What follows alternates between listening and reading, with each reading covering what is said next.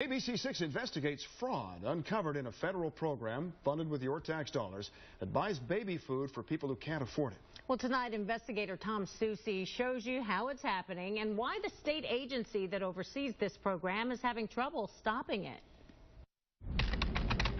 Baby food is a popular item on social media sites like Craigslist.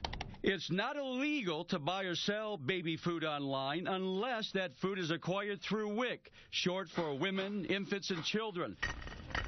A federal program funded with your tax dollars that provides free baby food to low-income families. ABC6 investigators responded to dozens of these ads. Formula, price reduced. In 2 cases, the seller admitted they were on WSYX. No shortage of baby formula. One even sent pictures of her WSYX vouchers. Vouchers like these are used to purchase the food. The Ohio Department of Health oversees the state's WSYX program, which provides baby formula and food to more than 110,000 children. Part of its job is policing the web and tracking down recipients selling their baby's food. This is a copy of a poster the Department of Health plans to distribute at WSYX offices across the state, like this one here in Groveport. In big, bold letters it reads, "Illegal use of WSYX benefits is a crime." But as you'll see in this ABC6 investigation, when it comes to backing up these words, the agency falls short. ABC6 investigators dug through Ohio WSYX records. From June 2012 to November 1st, the state identified 502 cases where WSYX recipients were suspected of selling their baby's food online.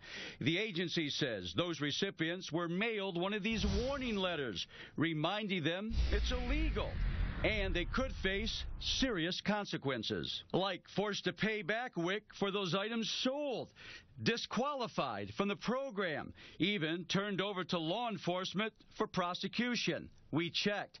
No action was taken in any of those 502 cases. But why not? We invited the Department of Health to sit down with us and explain.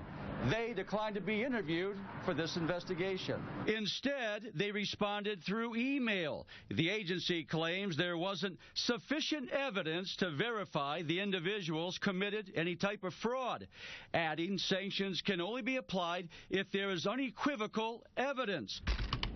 But when it comes to digging up that unequivocal evidence, the agency lacks resources.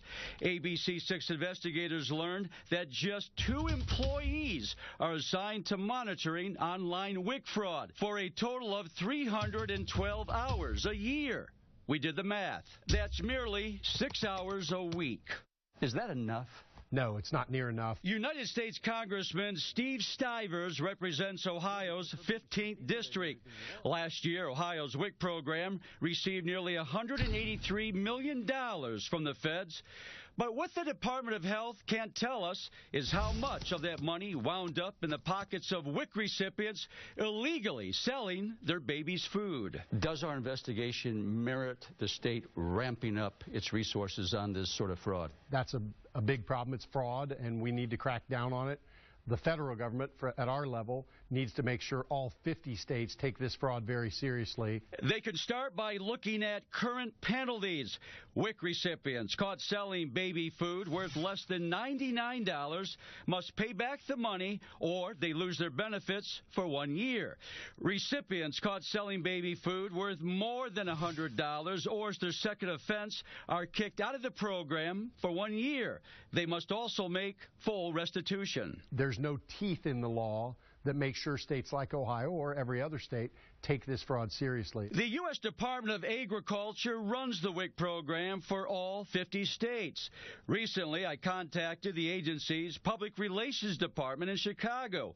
I wanted to know how many WSYX recipients nationwide were penalized in 2012 for selling baby food online, and what that cost taxpayers. Well, that information isn't available. I mean, should we know how much fraud is going on? Absolutely, and that's going to be something I'm going to take on as a mission to dig into, to try to figure out not how much fraud's out there, but also try to figure out how we can build a system that prevents fraud. Now, Congressman Stivers tells me he's been in touch with several lawmakers here about Ohio's system, and of course will pass along any new information regarding our investigation. I know you will. How much free baby food are WSYX recipients entitled to? I think you'll be surprised. Up to 10 cans of this powdered formula per month per child, and up to 31 cans of concentrated formula per month per child.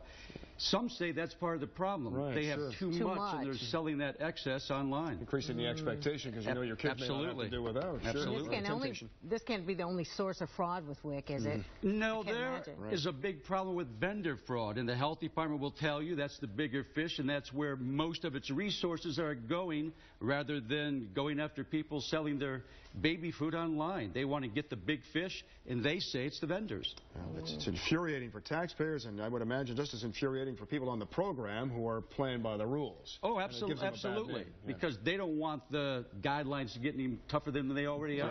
Right. All right, Tom, thanks. Thanks, Tom. You're welcome.